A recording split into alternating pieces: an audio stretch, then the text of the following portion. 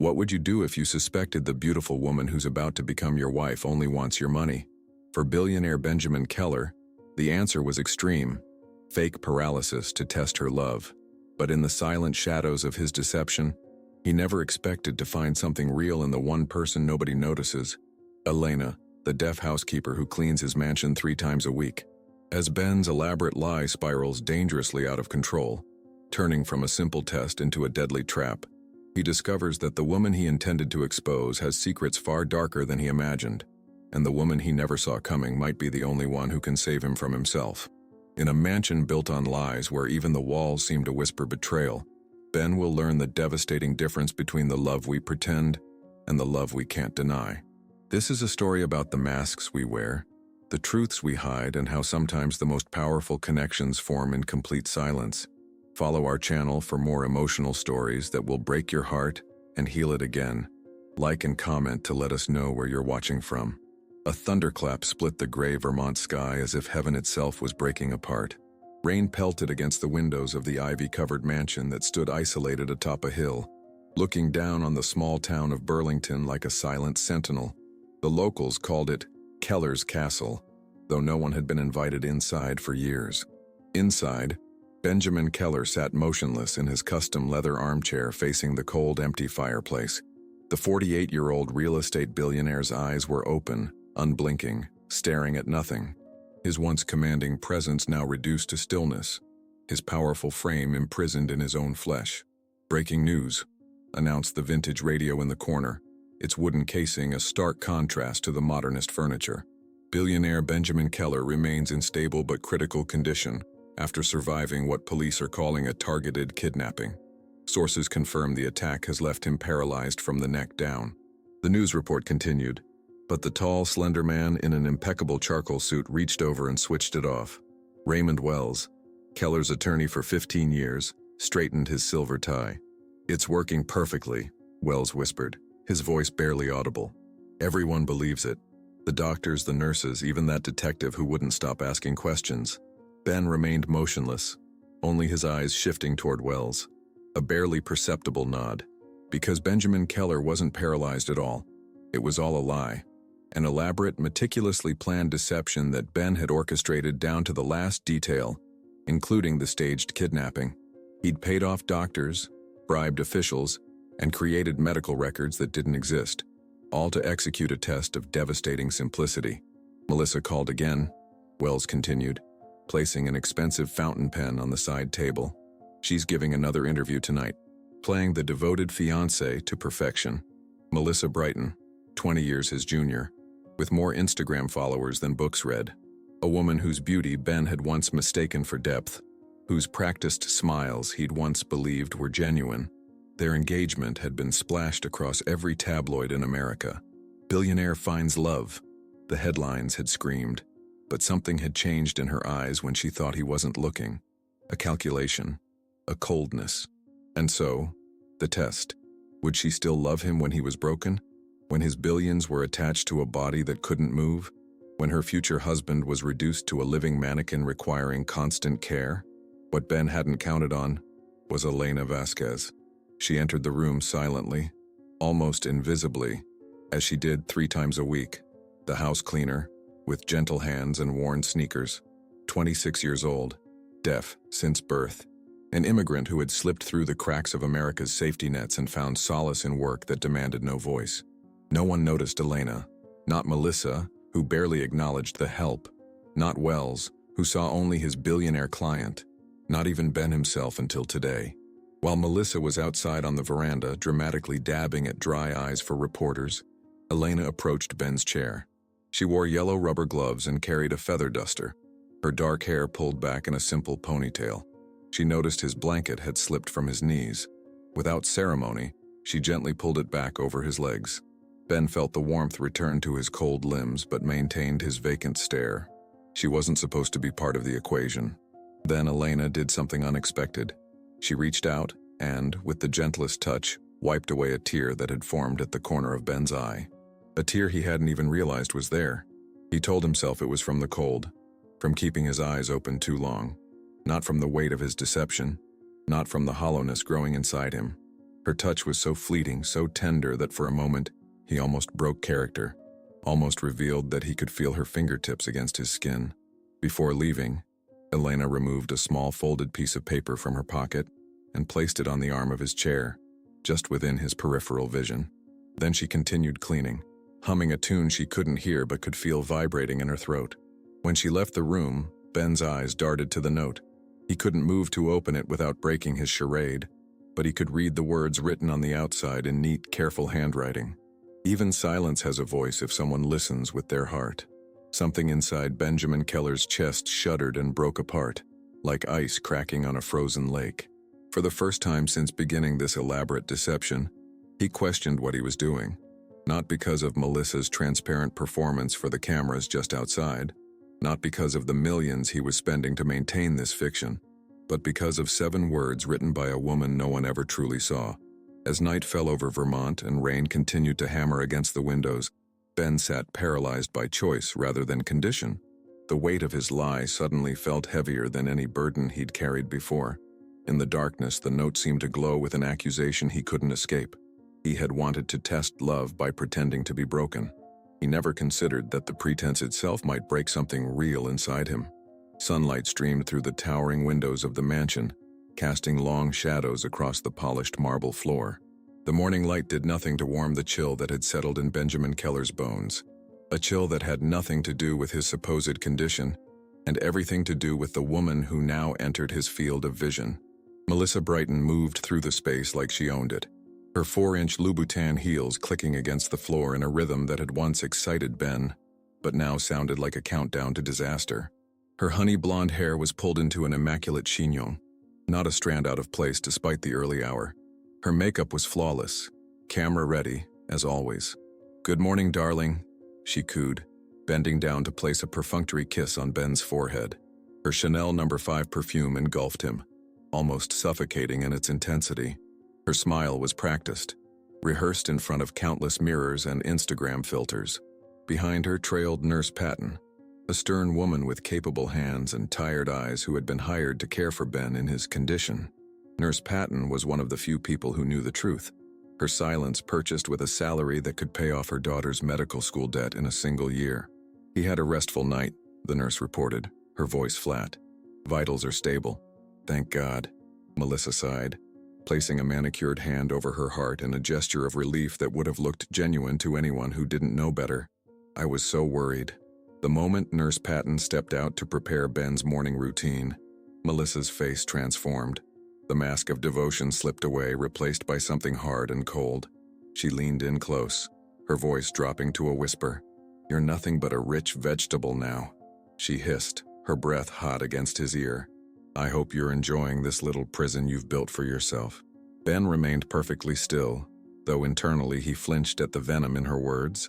Part of him had hoped, foolishly he now realized, that his suspicions about Melissa had been wrong, that she would rise to the occasion, that beneath the superficial exterior beat a heart capable of true love. The front door opened quietly, breaking the tension. Elena entered, carrying her cleaning supplies in a worn canvas bag. She moved with the practiced efficiency of someone accustomed to making herself invisible. Today she wore faded jeans and a simple blue sweater with a small hole near the cuff, her dark hair pulled back in its usual ponytail. Melissa straightened immediately, her mask of compassion snapping back into place. "Oh, Elena," she said too loudly, as if volume could overcome the woman's deafness. "You're early today." Elena nodded politely, her eyes briefly meeting Ben's. There was something in that glance, a quiet understanding that made his chest tighten. She began her work silently, dusting the antique bookshelves that lined the east wall. As the morning progressed, Ben watched Elena move through the mansion. In his world of stillness, her movements became a form of poetry. She paused at the grand piano in the foyer, a Steinway that had belonged to Ben's mother, untouched for years. With a gentle hand, she pressed a single key. A dissonant note echoed through the space, slightly out of tune from years of neglect. She winced at the sound she couldn't hear but could feel through her fingertips. A small detail, seemingly insignificant. Yet Ben found himself fixating on it, storing it away like a precious secret. Over the next several days, Ben began to anticipate the mornings when Elena would arrive. She moved through the mansion like a gentle ghost, leaving small reminders of her presence that only he seemed to notice. A fresh flower placed on the windowsill, a book from the library adjusted to catch the morning light just so, and always the notes. Small scraps of paper with words that seemed to peer directly into his soul. "The bravest lies are the ones we tell ourselves," read one, tucked beneath his hand when no one was looking. "Sometimes we build cages and call them safety," said another. Each one struck him like a physical blow, exposing truths he'd been hiding even from himself. Melissa, meanwhile, grew increasingly irritated by Elena's presence. Ben could see it in the tightening around her eyes, the dismissive flick of her wrist when giving instructions. "Don't bother with his study today," she snapped one morning, standing directly in front of Elena to ensure she could read her lips. "Focus on the downstairs. We're having photographers from People magazine tomorrow." Elena nodded, her expression carefully neutral, but Ben noticed the slight tremble in her hands as she adjusted her cleaning cart. Later that afternoon, as shadows lengthened across the floor, Ben observed a scene that made his blood run cold.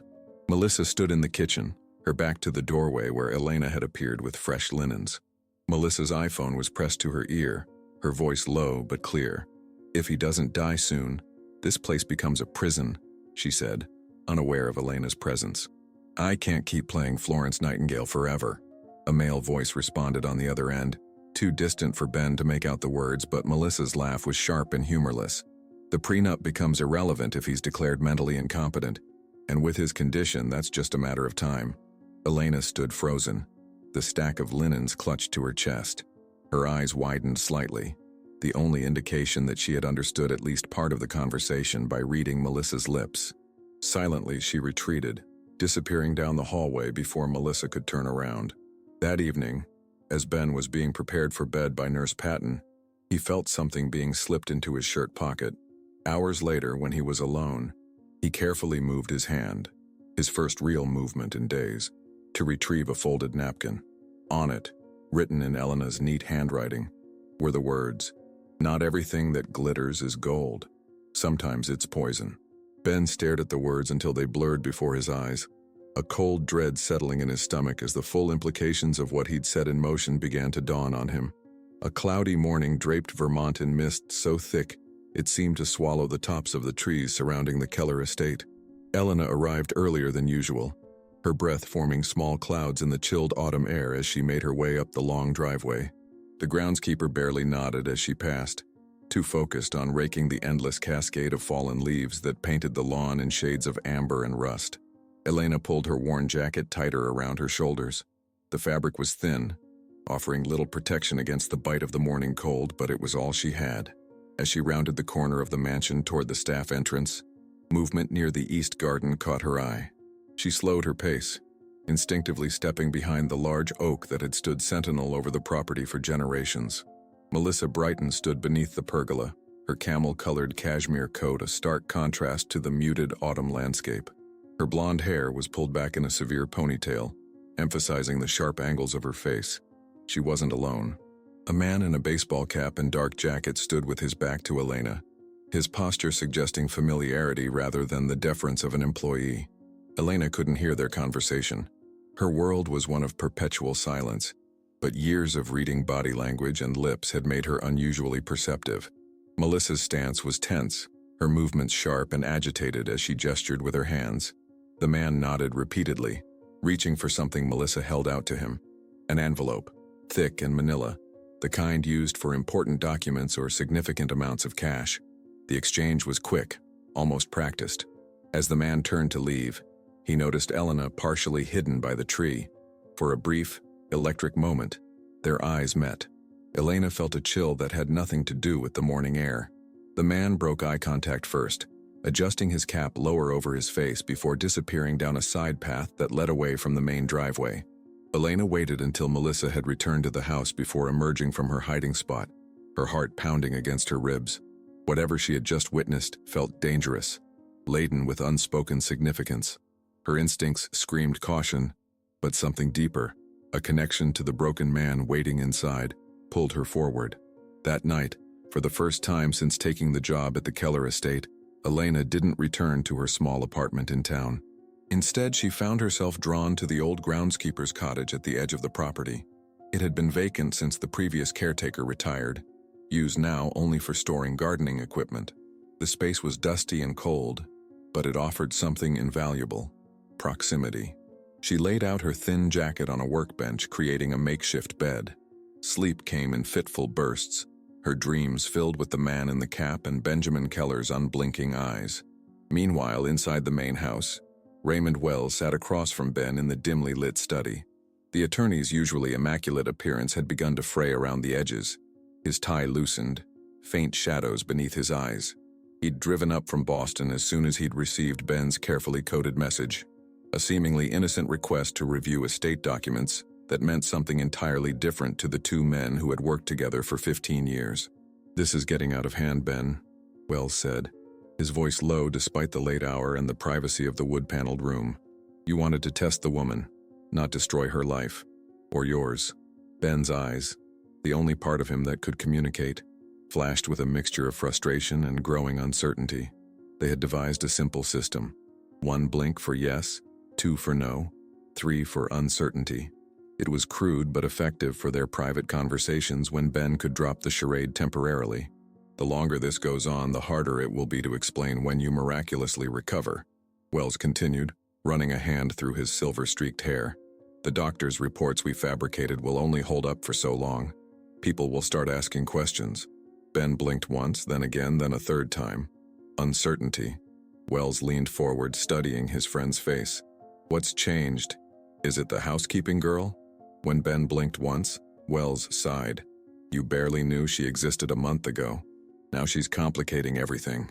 What Wells couldn't understand, what Ben himself was only beginning to grasp, was how profoundly Elena's presence had altered the equation.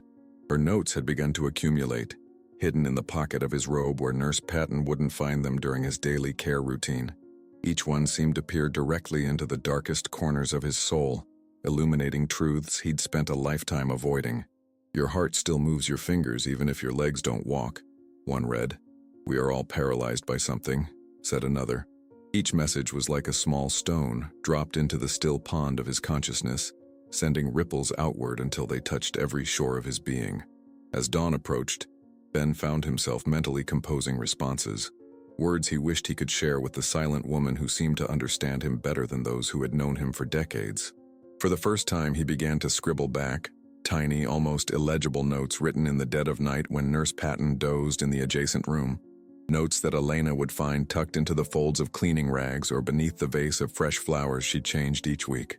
Their written conversation became a secret current flowing beneath the mansion's daily routines. Brief, fragmented thoughts exchanged in a language of their own making. Neither acknowledged it openly, yet both began to live for these small moments of connection. "You lie with your body," Elena wrote one day.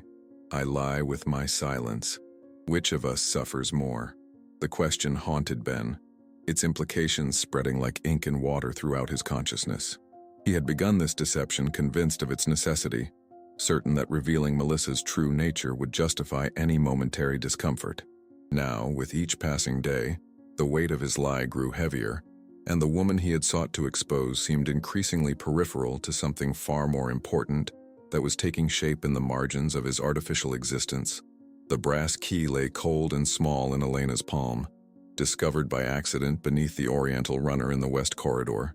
It had glinted in the afternoon light as she moved the heavy rug to clean underneath, a forgotten treasure that now burned with possibility. Elena studied it, turning it over between her calloused fingers, tracing the ornate engraving on its head. It was old, the kind of key that opened something important, something meant to be protected. Rain lashed against the windows of the mansion, the November storm having settled over Vermont with a stubborn ferocity that matched Elena's growing determination. For 3 weeks she had watched Melissa's clandestine meetings with the man in the baseball cap, had intercepted enough of their lip-read conversations to understand something sinister was unfolding. Now, with Ben's notes revealing his growing unease, Elena felt compelled to act. She slipped the key into the pocket of her uniform and continued her cleaning routine, her movements deliberately casual as she worked her way through the mansion's east wing. Melissa was out, another charity luncheon that required her presence as the devoted fiancée of the paralyzed billionaire. Nurse Patton was dozing in the sunroom beside Ben's wheelchair. The house was as quiet as Elena's world always was. One by one, she tried the key in various locks. The library cabinets, the antique secretary desk, the display cases that housed Ben's collection of rare coins. Nothing fit, until she reached a small, unassuming door at the end of the third-floor hallway, a storage room she had assumed, having never seen it opened. The key slid in with a precision that sent a shiver up her spine. A half turn to the right, and the mechanism released with a soft click she could feel through her fingertips. The door swung open to reveal not a storage room, but a private office that appeared untouched for months. Dust motes danced in the beam of light that cut through the drawn curtains. A massive mahogany desk dominated the space, its surface meticulously organized with stacks of folders and a closed laptop. The walls were lined with photographs, Ben receiving awards, shaking hands with politicians and celebrities, standing proudly before new developments that bore the Keller name. Elena hesitated at the threshold, the weight of her intrusion suddenly heavy. This was Ben's sanctuary, his private domain. To enter uninvited felt like a betrayal of the fragile trust they had built, but something deeper, an instinct she couldn't name, propelled her forward into the hushed space. The folders on the desk contained property deeds, investment reports, architectural plans, the mundane paper trail of Ben's business empire. Nothing that explained Melissa's secretive behavior or the growing apprehension Elena sensed in Ben's notes. She was about to leave when her elbow brushed against a framed photograph, sending it toppling to the carpeted floor with a muted thud. As she picked it up, she froze. The photo showed Melissa, not with Ben, but with the man in the baseball cap. They stood close together on a beach, his arm wrapped possessively around her waist, both smiling into the camera with the easy intimacy of lovers. The frame's glass had cracked upon impact, spiderwebbing across their faces like a physical manifestation of deceit. With trembling hands, Elena set the frame back on the desk and pulled open the top drawer. Inside lay a thick manila folder labeled simply M. She lifted it out, her pulse hammering so hard she could feel it in her throat. The folder contained surveillance photos. Melissa meeting the baseball cap man in hotel lobbies, restaurants, park benches. Dates stamped in the corners showed these meetings had been occurring for months before Ben's paralysis. Beneath the photos was a more disturbing discovery: Ben's life insurance policy, updated just 3 weeks before his supposed kidnapping. The beneficiary line, once bearing the name of Ben's sister in Chicago, had been changed to Melissa Brighton. The amount, $50 million, made Elena's knees buckle. She sank into Ben's leather chair, the pieces of a terrible puzzle locking into place. Melissa had never loved Ben. She had been planning something with this other man, something that required Ben to be declared incompetent or worse, to die. The paralysis ruse, Ben's elaborate test, had unwittingly interrupted a much darker scheme. The sound of a door closing downstairs jolted Elena back to reality. Footsteps on the marble foyer, the melodic cadence of Melissa's voice echoing up the stairwell. She was back early. Elena quickly returned the folder to the drawer exactly as she had found it and slipped out of the office. The key turned silently in the lock, sealing the secrets back into darkness. That evening, as dusk painted the mansion in shades of indigo and shadows stretched long across the lawns, Melissa orchestrated a dinner party for a select group of influential friends. To keep Ben connected to the world, she explained to the society columnist who covered the event.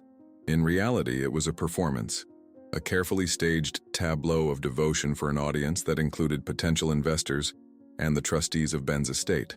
Elena was instructed to remain invisible, serving drinks and clearing plates without drawing attention.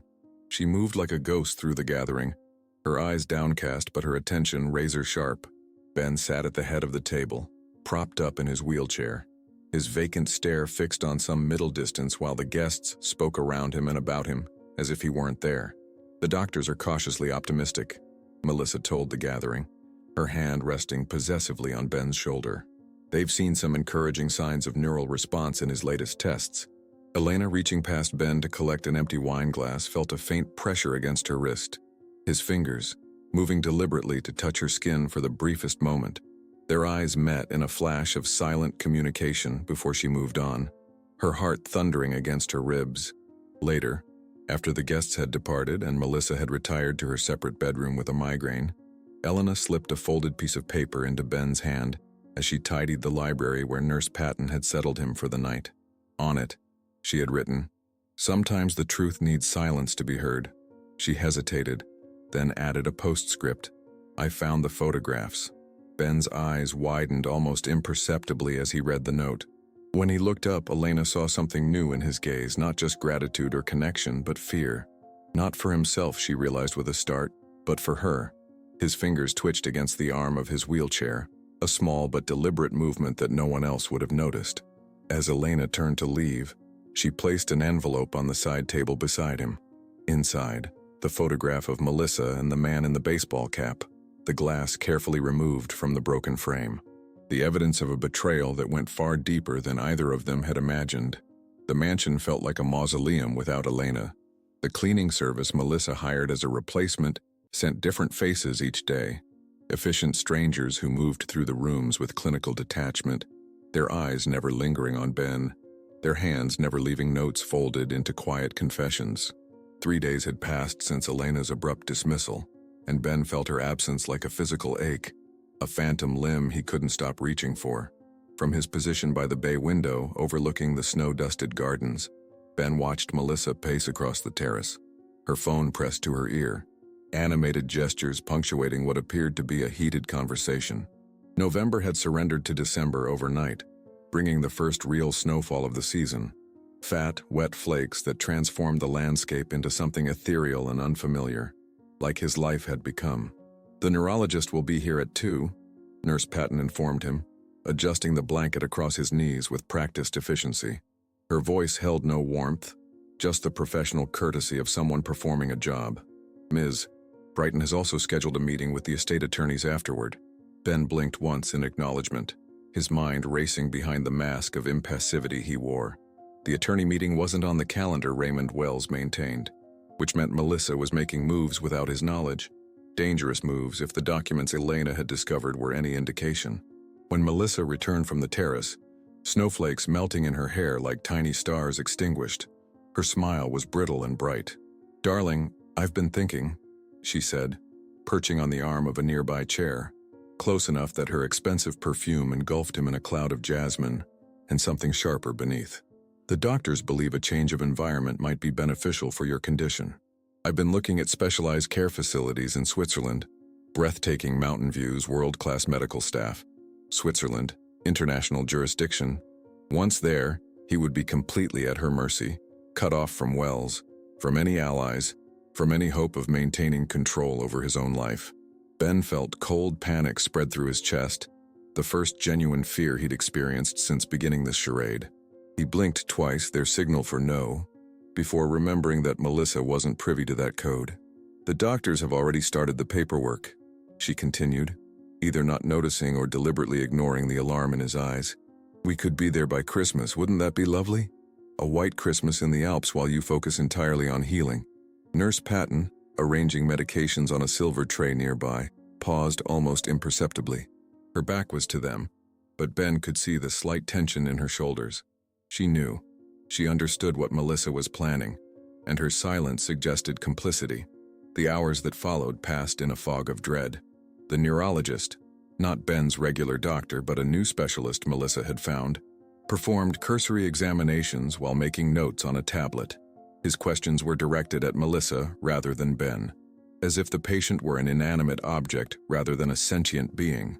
Words like persistent vegetative state and minimal consciousness floated in the air, clinical terms that stripped away humanity and agency.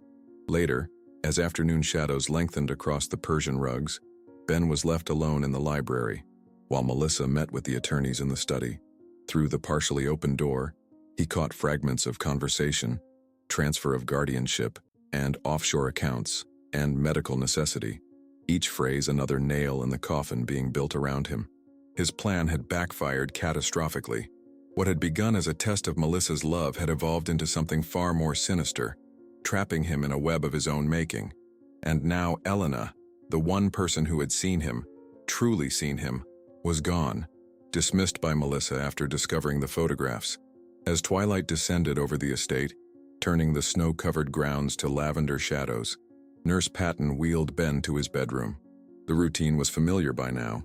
The mechanical lift that transferred him from chair to bed, the careful arrangement of pillows, the mechanical bed adjusted to prevent bed sores. But tonight, Patton deviated from the script. "There's something you should know," she said quietly, her voice barely above a whisper as she leaned in to adjust his blankets. "Ms. Brighton has doubled my salary, effective immediately. She's also added a confidentiality clause to my contract that extends beyond your death." The words hung in the air between them, their implication chilling. Beyond your death. Not if. When. "I have a daughter in medical school," Patton continued, her eyes meeting his directly for the first time.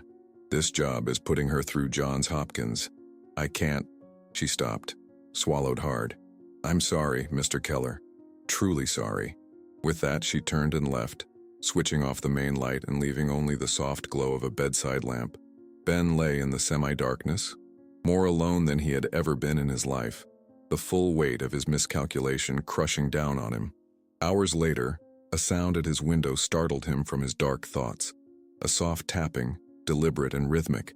Then the window slid open, letting in a rush of cold air and the scent of pine and snow. A shadow climbed through, small and nimble, closing the window carefully behind it. Elena. She stood in the dim light, snowflakes melting in her dark hair, her cheeks flushed from cold and exertion. She wore a threadbare coat over her jeans and sweater, so inadequate against the Vermont winter that Ben felt a pang of guilt just looking at it. In her gloved hands, she clutched a folded newspaper. She approached the bed cautiously, her eyes questioning. When Ben blinked once, yes. She sat gently on the edge of the mattress and unfolded the newspaper. It was the Burlington Free Press, open to a small article in the local section. The headline read, "Renowned billionaire to seek treatment abroad. Estate in flux."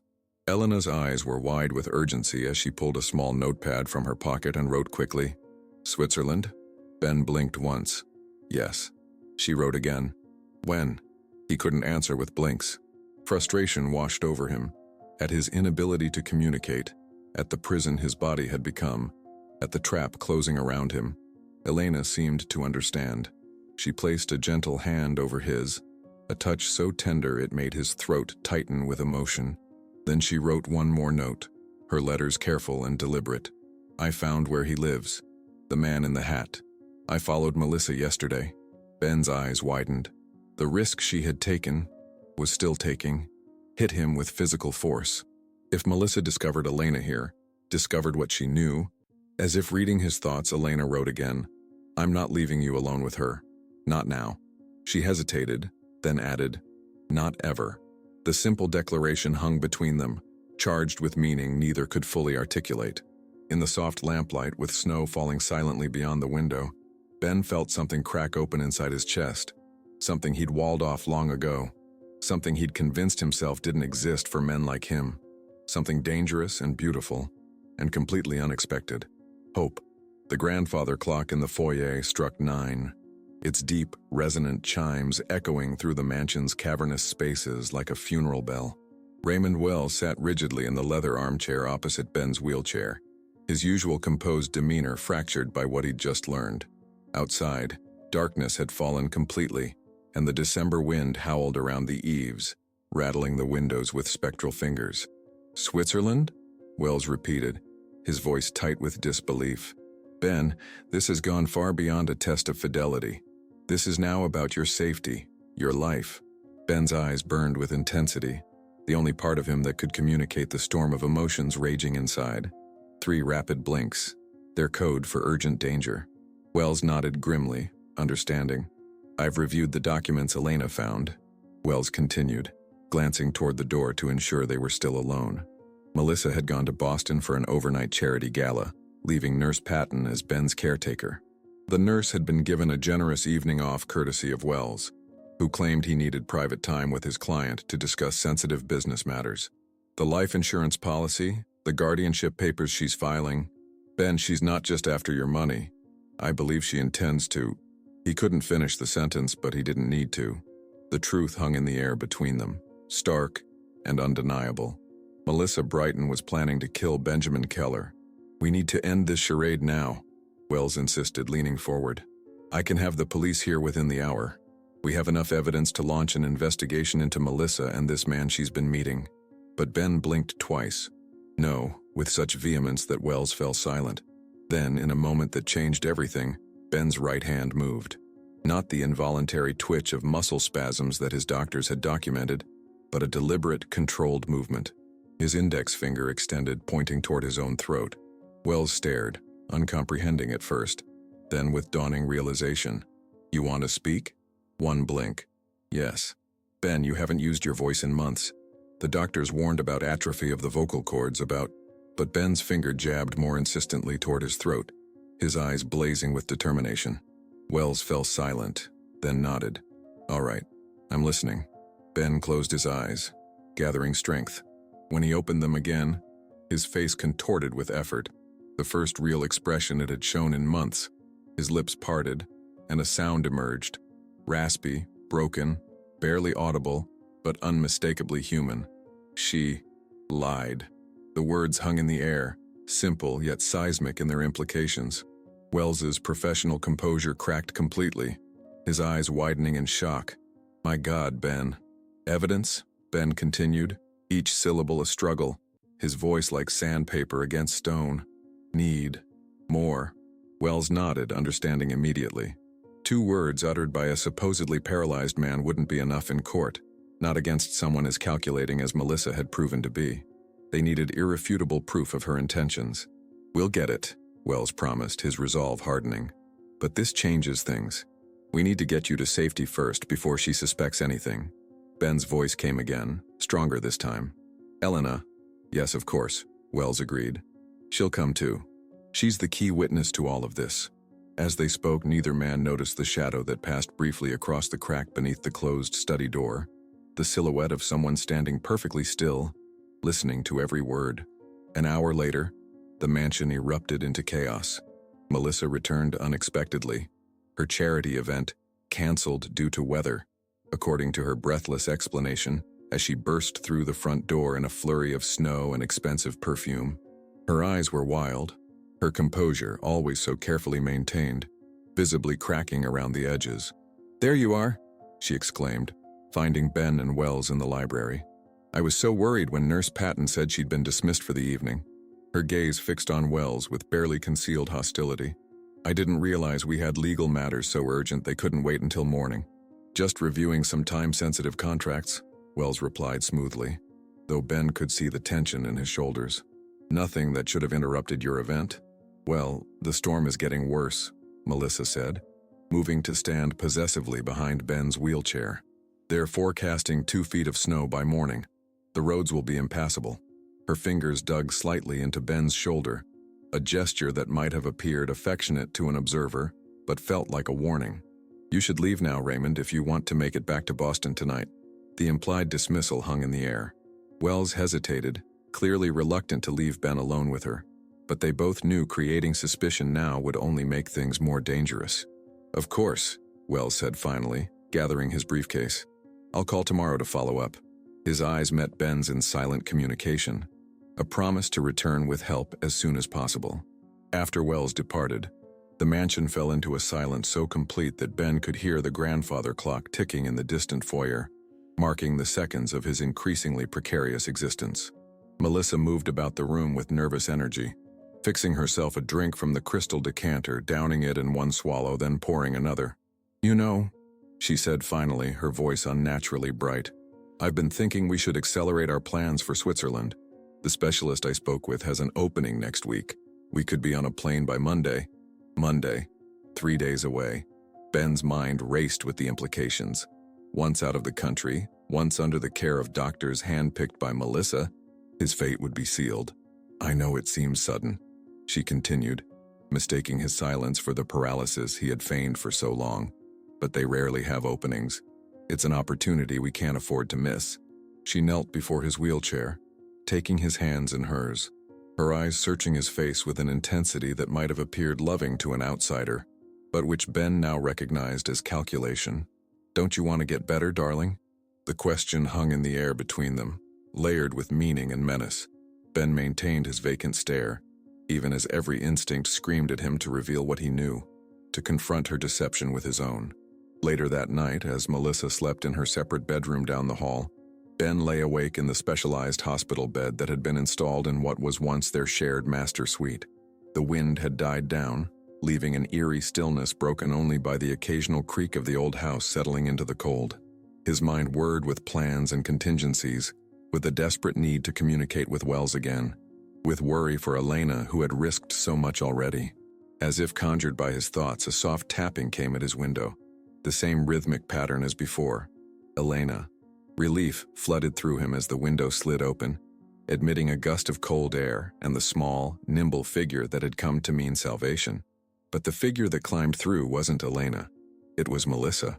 1 week later, Ben sat in the back of his custom Range Rover as it wound through the narrow streets of Burlington's downtown district. Snow had transformed the New England town into a Norman Rockwell painting. White-capped storefronts adorned with evergreen garlands, wreaths hanging from vintage lampposts, holiday shoppers bundled against the cold. It was a scene of perfect winter charm that Ben barely registered, his mind consumed with the singular purpose that had driven him for days: finding Elena. Beside him, Raymond Wells consulted a small notebook where he'd compiled the sparse information they had about her life outside the Keller estate. "The address from her employment records leads to an apartment building on Canal Street," he said, his breath fogging in the unheated rear of the vehicle. "But according to the landlord, she hasn't been seen there in over a week." Ben nodded grimly, his muscles still stiff and unreliable after months of disuse. The events of that night, the night Melissa had climbed through his window wearing Elena's coat, remained a blur of adrenaline and revelation. Melissa's triumphant smile as she'd removed the coat, letting it fall to the floor like discarded skin. The way she'd perched on the edge of his bed, head tilted in mock concern. "Waiting for someone, darling?" she'd asked, her voice honey-sweet with malice. "Your little deaf cleaning girl, perhaps? How convenient that she can't hear your lies. Or scream for help." Ben had abandoned his charade then, surging upright in bed with strength born of desperation. Melissa's eyes had widened in momentary shock before narrowing in cold understanding. "I knew it," she'd hissed. "I knew you were faking." Her laugh had been brittle, devoid of warmth. "All this time you've been testing me. How pathetic." What followed was a confrontation that stripped away all pretense between them. Melissa admitting her relationship with the man in the baseball cap, Derek, a former employee Ben had fired years ago. Her plan to have Ben declared incompetent, the offshore accounts where she'd been siphoning funds. But one question remained unanswered. "Where is Elena?" Ben had demanded, his voice still raw from disuse. Melissa's smile had been chilling. "Worried about your little savior? Don't be. She's been taken care of." Those words had haunted Ben through the chaotic days that followed. The police involvement, Melissa's arrest, the media frenzy that erupted when the story broke. "Billionaire's bride plot. Fake paralysis unveils real murder scheme," screamed the headlines.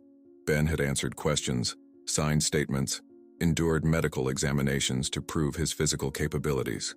Through it all, one thought consumed him. Elena had disappeared, and Melissa's words suggested something far worse than simple dismissal. Now, as the Range Rover turned onto Canal Street, Ben steeled himself for what they might find. The apartment building was a shabby 3-story walk-up, its brick facade crumbling in places, windows covered with plastic sheeting against the winter draft. A far cry from the opulence of the Keller estate. "Wait here," Wells instructed the driver, then helped Ben from the vehicle. Ben's legs were stronger now after intensive physical therapy, but he still relied on a cane, a sleek, custom-made affair that belied the effort each step required. The building's interior smelled of boiled cabbage and mildew, the narrow hallway dimly lit by flickering fluorescent tubes. Apartment 2B was at the end of the second-floor corridor, its door distinguished only by peeling paint and a tarnished brass number. Wells knocked. No answer. He knocked again, louder. "She's not there," came a voice behind them. An elderly woman had emerged from 2A, her tiny frame swallowed by a faded housecoat, her eyes magnified behind thick glasses. "Haven't seen Elena in over a week. Do you know where she might be?" Ben asked, his voice still rougher than it once had been. The woman studied him, recognition dawning. "You're him, aren't you? The rich fella from the news?" Ben nodded, too focused on finding Elena to care about being recognized. "Please, it's important I find her." The woman's expression softened. "She's a good girl, that one. Quiet, of course, but kind. Always carrying my groceries up the stairs, never forgetting my birthday. She hesitated, then added, "She volunteers at that deaf school over on Pine Street, and sometimes at the Children's Hospital downtown. Might try there." It was more information than they'd had in days. Ben thanked her, pressing a $100 bill into her papery hand despite her protests. Over the next 72 hours, Ben and Wells pursued every lead, visiting every location connected to Elena they could uncover. The school for the deaf yielded no information. She hadn't been there in 2 weeks. A community center where she had taught art classes to immigrant children remembered her fondly but hadn't seen her recently. On the third day, as exhaustion and despair threatened to overwhelm him, Ben directed the driver to the Burlington Children's Hospital. It was their last lead, a desperate final attempt before considering more drastic measures. The hospital's lobby was festooned with holiday decorations. A massive tree covered in handmade ornaments, paper snowflakes dangling from the ceiling, a life-sized gingerbread house in the corner where volunteers distributed small gifts to visitors. Ben approached the information desk, leaning heavily on his cane. "I'm looking for someone who volunteers here," he began, his voice faltering as the woman behind the counter stared at him with the slightly glazed recognition of someone placing a celebrity face. "Mr. Keller," she said, flustered. We've seen you on the news. Such a terrible ordeal you've been through." Ben nodded impatiently. "I'm looking for Elena Vasquez. She's deaf, dark hair, mid-20s. She volunteers with the children." The woman's expression shifted, becoming guarded. "I'm not authorized to give out information about our volunteers, Mr. Keller. Please," Ben said, the single word laden with more emotion than he'd allowed himself to show in years. "She's in danger, or was. I need to know she's safe." Something in his voice, the raw honesty perhaps, seemed to reach the woman. She hesitated, then said quietly, "4th floor, pediatric oncology. She's been helping with the art therapy program." Relief washed over Ben like a physical wave. "Thank you," he managed, already turning toward the elevators, Wells at his side. The pediatric oncology ward was a study in contrasts. The inherent sadness of the children's condition juxtaposed against walls painted in cheerful colors, adorned with artwork and inspirational quotes. Ben moved through the corridor slowly, peering into rooms where small figures lay in beds too large for them, attached to machines that beeped and whirred with mechanical persistence. And then, he saw her. Elena knelt on the floor of a small activity room, her back to the doorway. Before her sat a young boy, perhaps 7 or 8. His head bare from chemotherapy, his thin frame swimming in hospital-issued pajamas. Elena was helping him paint something on a large sheet of paper, her hands gently guiding his over the surface. The boy was laughing, his illness momentarily forgotten in the simple joy of creation. Ben stood transfixed, his heart hammering against his ribs with a force that seemed to shake his entire body. Elena was alive, safe. The relief was so intense it made his knees weak, forcing him to lean more heavily on his cane. As if sensing his presence, Elena turned. Their eyes met across the room, hers widening in shock, his brimming with emotions too complex to name. The paintbrush she held slipped from her fingers, leaving a blue streak across the linoleum floor. For what felt like an eternity, they simply stared at each other, the air between them charged with unspoken words. Then, with a grace that made his chest ache, Elena rose to her feet. She said something to the boy, her hands forming shapes Ben couldn't understand, and touched his shoulder gently before turning fully to face the man she had once communicated with only through secret notes. Ben crossed the room slowly, each step deliberate, his eyes never leaving hers. When he reached her, he did something he had never done in his life, something the old Benjamin Keller, billionaire and power broker, would have considered unthinkable. He knelt before her with difficulty and pain until he was on his knees at her feet. From his pocket he withdrew a crumpled note, one of hers, saved all these weeks. He held it up to her, his hands trembling slightly. "Forgiveness doesn't erase what was done," he read aloud, his voice breaking around the words she had once written to him. "But perhaps it rebuilds what still can be." Elena's eyes filled with tears as she took the note from his hands.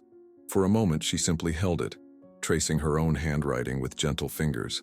Then, with deliberate slowness, she reached out and touched Ben's face, a gesture so tender it made his throat constrict with emotion.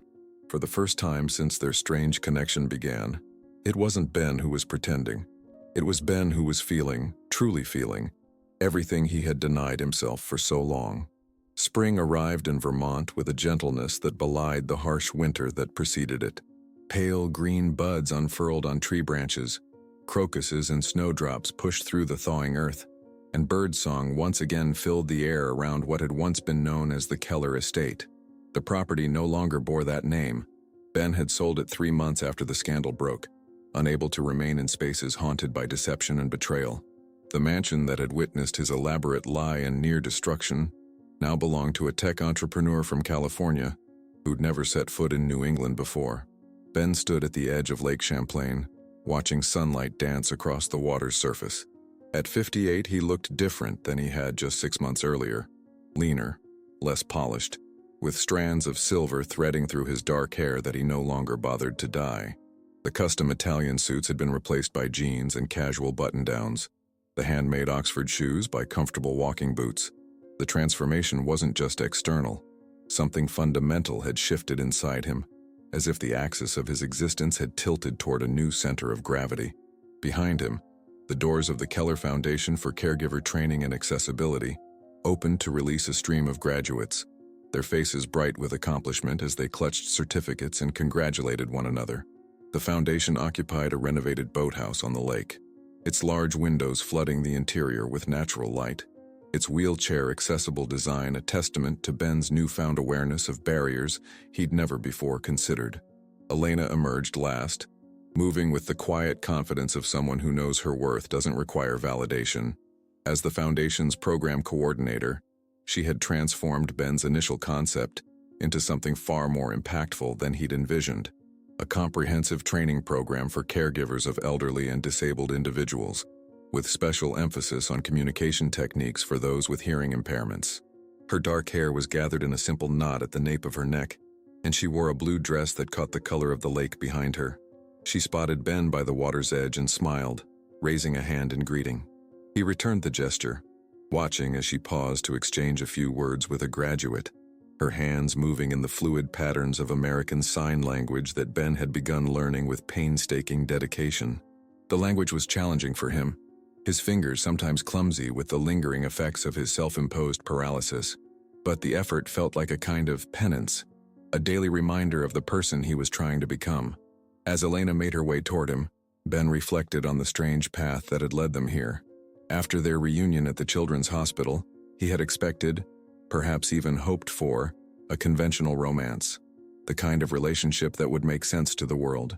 But Elena had surprised him as she always did. She had accepted his offer to work with the foundation but maintained her modest apartment in town. She entered his life not as a lover, but as a colleague, a friend, a teacher, someone who challenged him to earn trust rather than buy it. They never spoke of love. They never made declarations.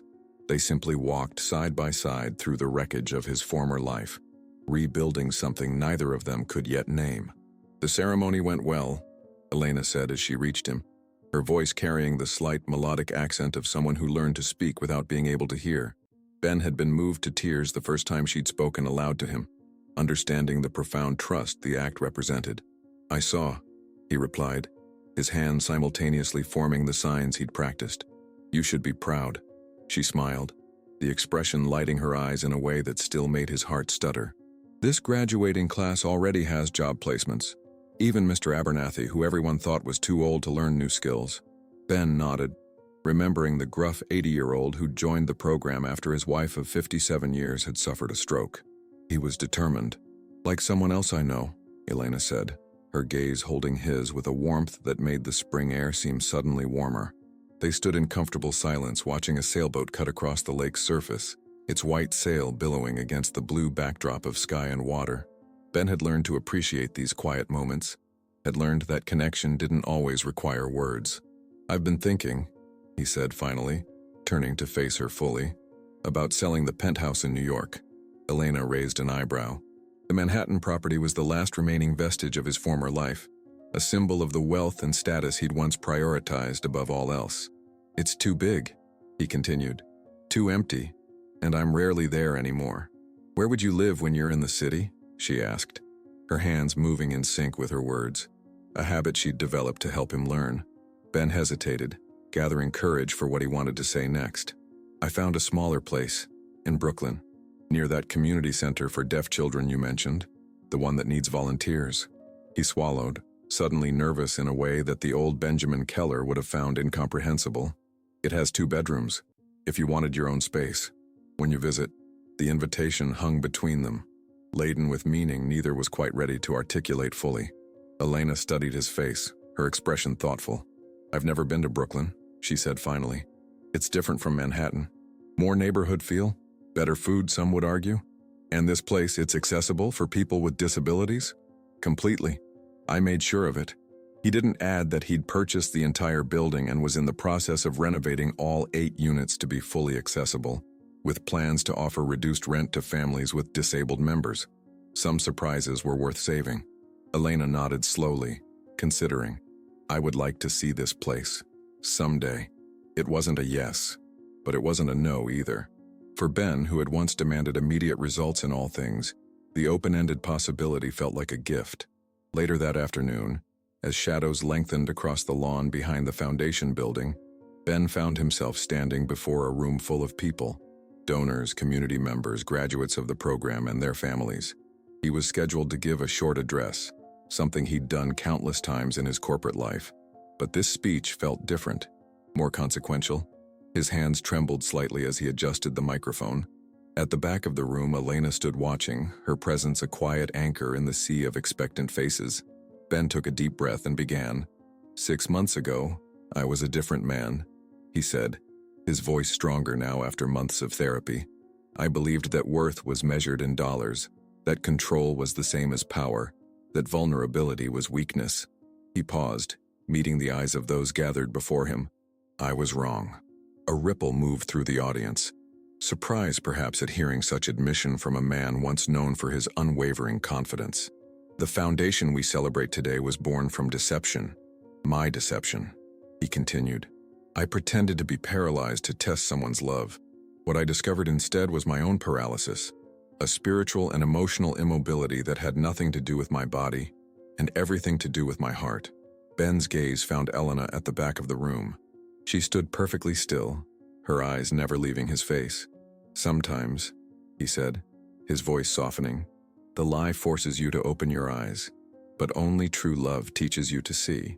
As the words left his lips, words he'd been forming in his mind since that first note Elena had left beside his chair, Ben felt something shift inside him, a final piece settling into place, completing a transformation that had begun with a deception, but would end, he hoped, in truth. For the first time in his life, Benjamin Keller stood before the world not as a billionaire, not as a power broker, not as a man defined by wealth and influence, but simply as himself, imperfect, vulnerable, real. And in Elena's gentle smile from across the room, he found the only affirmation he needed. How many times have we built walls around our hearts, testing those who claim to love us instead of daring to be vulnerable? Benjamin Keller's journey reminds us that sometimes our greatest deceptions aren't the lies we tell others, but the ones we tell ourselves. His elaborate charade to test Melissa's love became the very thing that revealed his own emptiness, and ultimately led him to genuine connection in the most unexpected place. What would you risk to find authentic love? Would you have the courage to recognize it if it came in a form you never expected, from someone society taught you to overlook? Perhaps the most profound lesson from Ben and Elena's story is that true sight has nothing to do with our eyes, and true hearing has nothing to do with our ears. Sometimes the deepest connections form in silence, through small gestures and quiet understanding that speak louder than any words. In a world obsessed with appearance and status, remember that the most valuable things can't be bought, tested, or proven. They can only be felt. If this story touched your heart, please follow our channel for more life-changing narratives that reveal the extraordinary hiding within ordinary lives. Like and share with someone who needs to be reminded that we're all pretending in some way, but in the right company, we can finally be real. Tell us in the comments, what mask are you wearing that needs to come off?